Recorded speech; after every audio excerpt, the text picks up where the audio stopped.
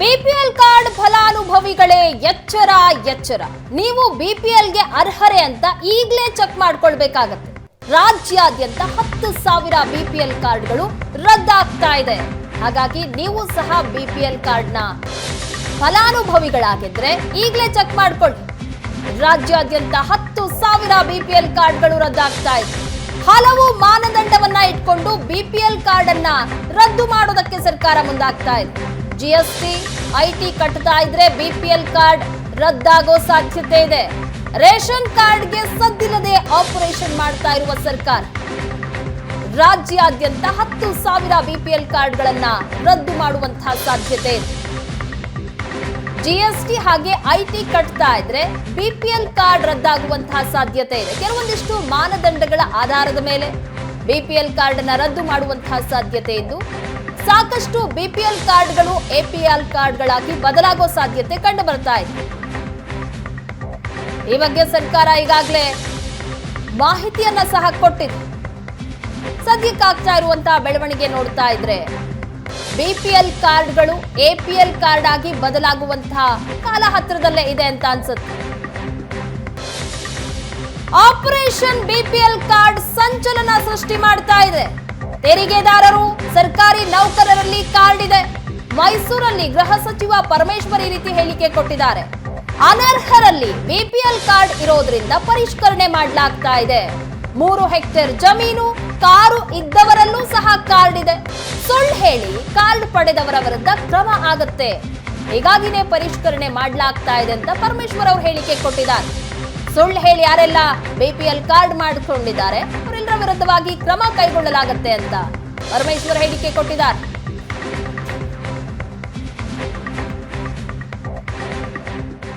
ಗ್ಯಾರಂಟಿಗಳನ್ನು ಮಾಡಿರೋದು ಬೇರೆ ವಿಚಾರ.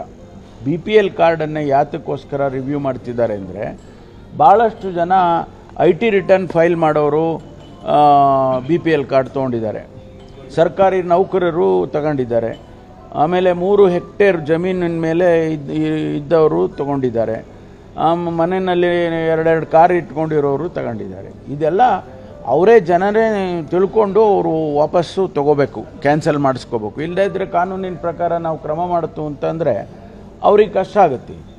ಸುಳ್ಳು ಹೇಳಿ ನೀವು BPL ಕಾರ್ಡ್ ತೊಗೊಂಡಿದ್ದೀರಾ ಅಂದರೆ ಅವ್ರ ಮೇಲೆ ಕ್ರಮ ತಗೋಲಿಕ್ಕಾಗುತ್ತೆ.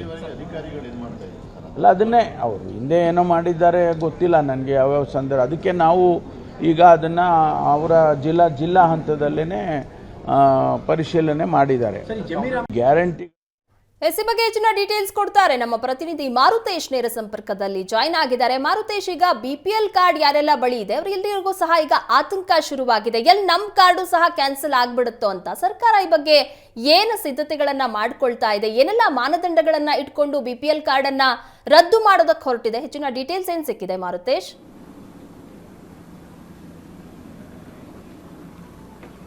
ಪ್ರಗತಿಗೆ ಸಾಕಷ್ಟು ಜನ BPL ಕಾರ್ಡ್ ಹೋಲ್ಡರ್ಗಳು IT ರಿಟರ್ನ್ಸ್ ಫೈಲ್ ಮಾಡಿರುವಂಥದ್ದು ಇರ್ಬೋದು, ಸರ್ಕಾರಿ ನೌಕರರು ಕೂಡ ಅಕ್ರಮವಾಗಿ BPL ಕಾರ್ಡ್ಗಳನ್ನು ಮಾಡಿಸ್ಕೊಂಡಿದ್ದಾರೆ. ಯಾಕಂದರೆ ಇದು ಸಾಕಷ್ಟು ಜನ ಏನಾಗ್ತಾ ಇದೆ, ಲಂಚ ಕೊಟ್ಟು BPL ಕಾರ್ಡ್ಗಳನ್ನು ಮಾಡಿಸ್ಕೊಳ್ತಾರೆ. BPL ಕಾರ್ಡ್ಗಳನ್ನು ಮಾಡುವಂಥ ಸಂದರ್ಭದಲ್ಲಿ ವೆರಿಫಿಕೇಷನ್ ಆಗಬೇಕು, ಮನೆಗೆ ಬಂದು ಪರಿಶೀಲನೆ ಮಾಡಿದ ನಂತರ BPL ಕಾರ್ಡ್ಗೆ ಅವಕಾಶಗಳನ್ನು ಮಾಡಿಕೊಡ್ಬೇಕು. ಆದರೆ ಈ ಪರಿಶೀಲನೆ ಎಲ್ಲವೂ ಕೂಡ ದುಡ್ಡಿನ ಮುಂದೆ ಗೌಣ ಆಗಿದೆ. ಹಾಗಾಗಿ ಹೆಚ್ಚಿನ ಸಂಖ್ಯೆಯಲ್ಲಿ ಯಾರು ನಿಜವಾದ ಅರ್ಹರಿದ್ದಾರೆ ಅವರಿಗೆ ಅಲ್ಲದೆ ಕೂಡ ಅನರ್ಹರಿಗೂ ಕೂಡ BPL ಕಾರ್ಡ್ಗಳು ಸಿಕ್ಕಿದ್ದಾವೆ. ಸೊ ಹೀಗಾಗಿ ಸರ್ಕಾರ ಇಡೀ ದಕ್ಷಿಣ ಭಾರತದಲ್ಲಿ ಅತಿ ಹೆಚ್ಚು BPL ಅಂದರೆ ಬಿಲೋ ಪವರ್ಟಿ ಲೈನ್ ಇರುವಂತಹ ಜನಸಂಖ್ಯೆ, ಅಂದರೆ ಅಕಾರ್ಡಿಂಗ್ ಟು BPL ಕಾರ್ಡ್, ಆ ಕಾರ್ಡ್ನ ಲೆಕ್ಕದಲ್ಲಿ ಹೇಳೋದಾದರೆ 1853 ಮಂದಿ BPL ಕಾರ್ಡ್ ಹೋಲ್ಡರ್ ಕರ್ನಾಟಕದಲ್ಲಿದ್ದಾರೆ.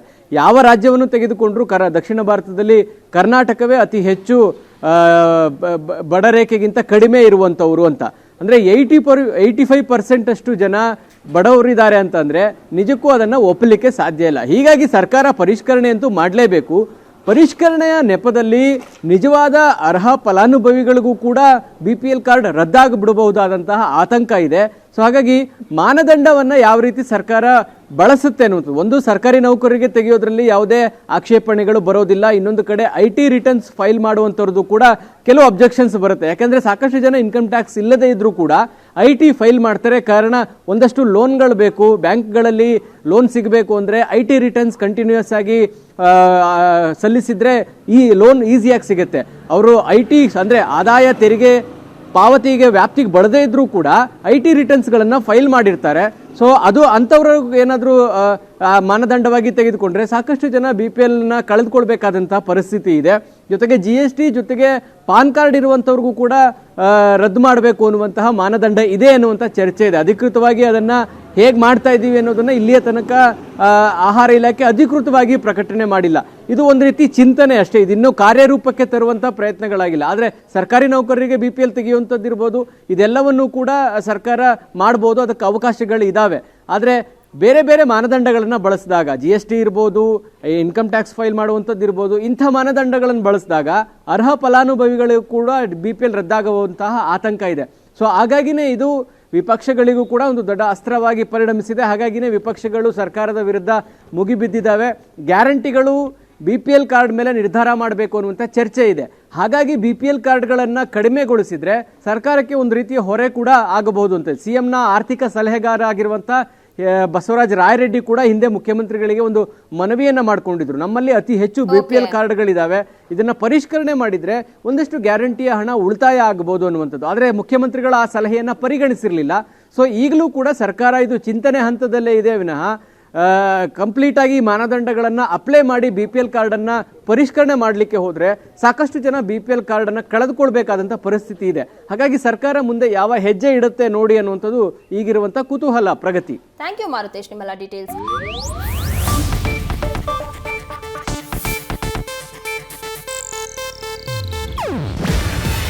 ಇದು ಏಷ್ಯಾನೆಟ್ ನ್ಯೂಸ್ ನೆಟ್ವರ್ಕ್ ಪ್ರಸ್ತುತಿ. ನೀವು ನೋಡ್ತಿದ್ದೀರಾ ಏಷ್ಯಾನೆಟ್ ಸುವರ್ಣ ನ್ಯೂಸ್.